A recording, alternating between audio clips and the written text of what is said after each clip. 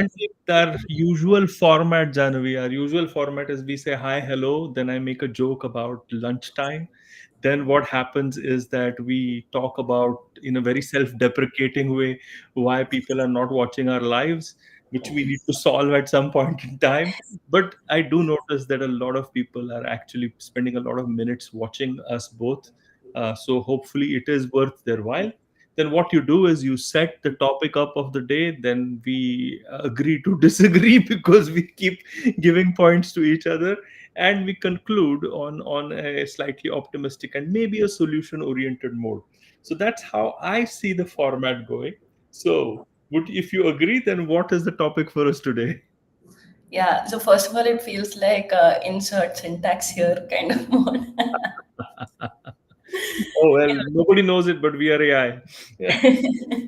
So, yeah, setting up the context. So, today we are going to talk about how the FMCG companies these days, the bigger companies, they are facing the brunt on both ends, the rural market as well as the tier one markets, in terms of their reduction in sales volume growth.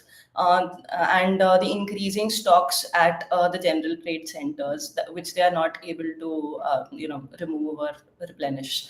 So, the wider context is that in the last year, the FMCG companies together have grown only 2 to 3%, Yeah. while they own around 34% of market share of our economy, of the consumer goods economy. While the smaller players, which are the D2C players, they owning around 67% remaining of the economy, they have grown around 5 to 6%.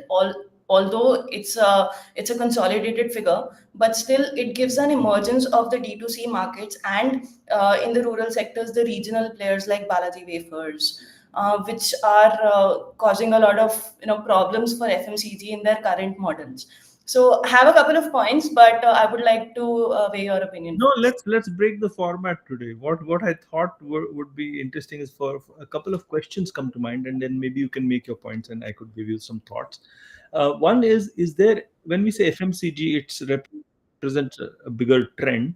Are there any specific FMCG products or services, whatever you want to call it, which are leading this, like maybe beverages or, as you mentioned, Balaji? So that is one question that comes to mind, and maybe you can illuminate us. And the second is, why why do you think this is happening? So please go for it. So for your first question, the snacking market is definitely something that D2C is dominating in, Mm. and then the cosmetic groups, right? So in the snacking department, you see companies like Whole Truth, Yoga Bar. These are the companies, and Balaji Wafers, of course, is a very big regional player now. It has come to the metro cities. It's no longer a Karnataka brand, a Maharashtra brand, Yeah. right? So, and at the same time, you see companies like Mama Earth coming up. You're seeing a number of D2C brands that are making their mark. So, as for the answer of why, I think one of the major reasons, even though people have cited reasons like inflation or growing housing prices and reducing pockets and all of that, I think they are missing out on some very fundamental behavioral trend that has come up, at least in the tier one cities, right?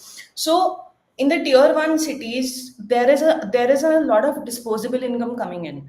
Now, Mm. for example, earlier our problem was that Indian diaspora, we were not able to meet the required calories or required nutrients, because of lack of disposable income, because of we were just coming out of the colonial era and all.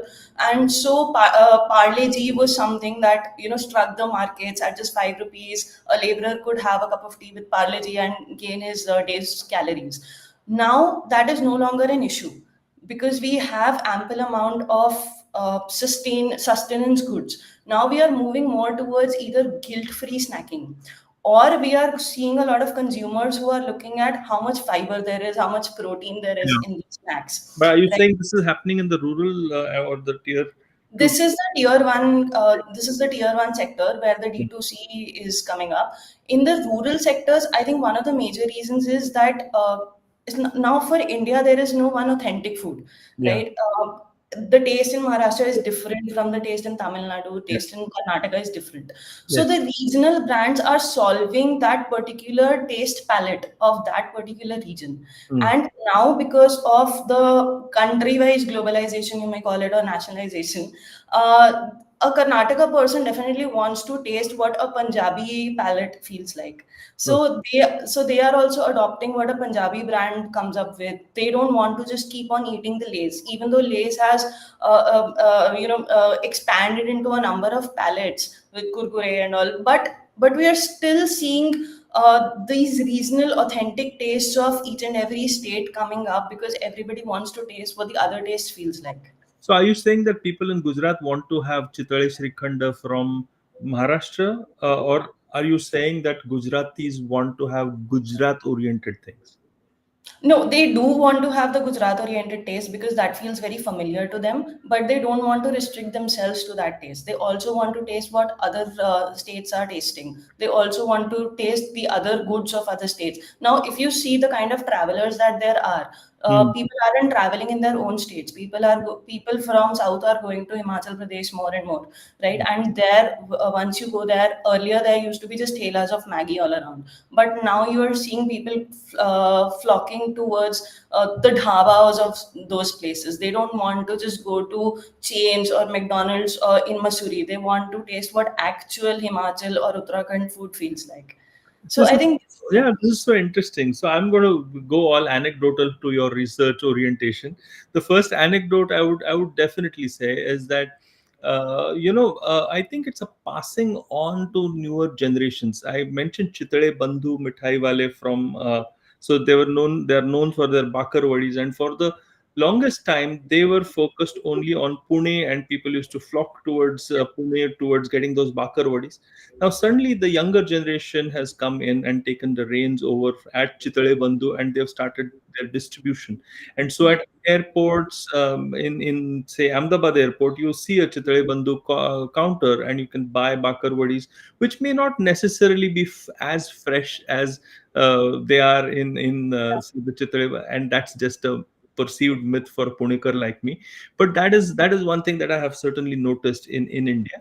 The second thing is that I think we are all becoming like, we are recognizing the Europeness in us, in the sense that Italians go and eat Spanish food, and Spaniards go and eat French food, but everybody avoids McDonald's. You see what I'm saying? So I think that is what is happening. And just connected to that, another anecdote is that I just was thinking to myself as you were saying this, that when McDonald's, and I know that it's not necessarily FMCG, but it falls into that specific category, right? Of yeah, all of that. So when McDonald's came into India, McDonald's was not particularly considered as a like a everyday convenience sort of thing, but it was considered as a luxury item. And over yeah, a period of time, it kind of lost its mojo or whatever as a luxury item, which probably is helpful for McDonald's. And then I realized that, the only time when I have McDonald's maybe is when I'm going from Pune to Mumbai on the expressway, because, I just think, okay, let's be safe or something like that. And that's it. So the use cases for generic bland food have certainly reduced in tier one for a person like me. I can give that anecdotally, and I'm sure there are many more like me. But I would also say that even within tier two, your example of Himachal Pradesh being a destination for people in South India to go to is again very big. So I see that there is a fundamental product problem there with FMCGs, isn't yeah, it? Because they're creating something for the masses. It's like the Hindi formula film of the 1980s, which suddenly lost in 1990s too, which suddenly lost track because of films like Dil Chahta Hai that came in yeah. 2000, right? Because that was a Agreed. watershed moment. What do you think? Agreed. One of the biggest problems with FMCG or any big companies, in fact, is they don't have a very agile innovation methodology, right? Hmm. FMCG generally hires people from FMCG or from the bigger companies. Now, these people are already coming from the mindset of 50 years back. But what the smaller companies or the startups they are doing every day, they are innovating. They're going out to the coffee shops. They're trying to understand how many calories the person is consuming, or what kind of menu the consumers are ordering with from the barista, Yeah. right? So every day or every product of theirs goes through a pilot run. They do customer feedback, and not just those stupid surveys and everything. They actually try to understand the behavior of the consumer, of how they are ordering, what they are purchasing. So I think one of the biggest problems for FMCG is also that they have relied very heavily on general trade throughout, and they still continue to do that.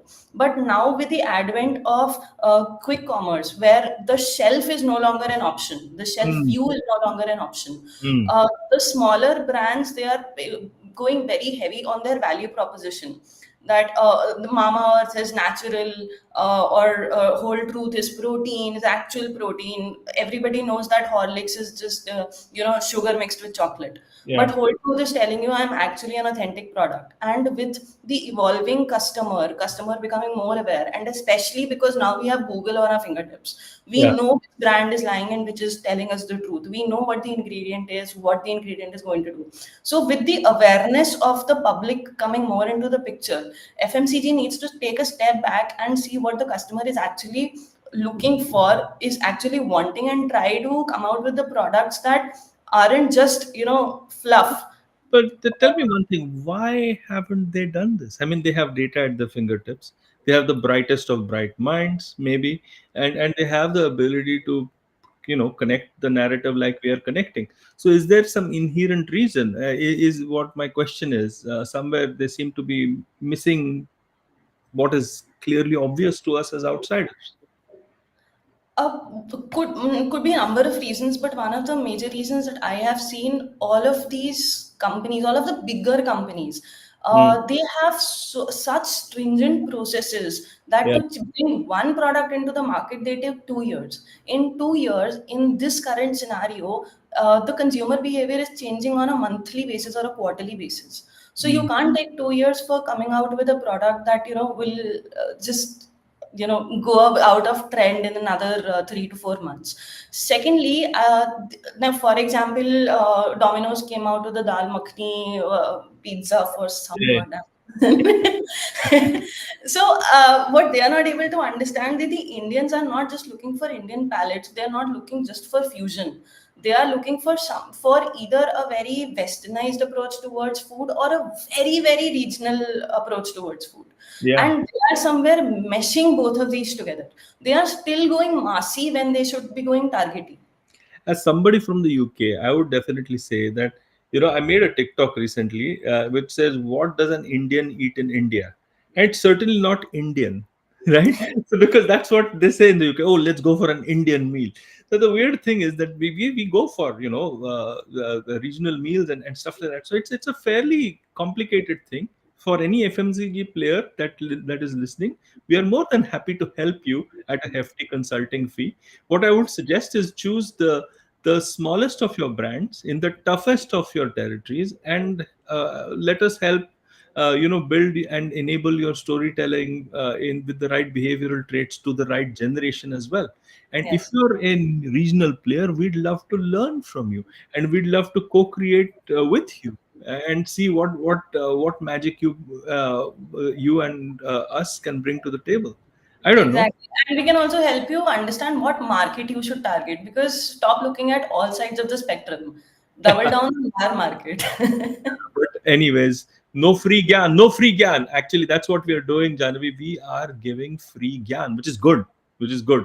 But on that happy note, we shall say bye and hopefully see each other on Friday.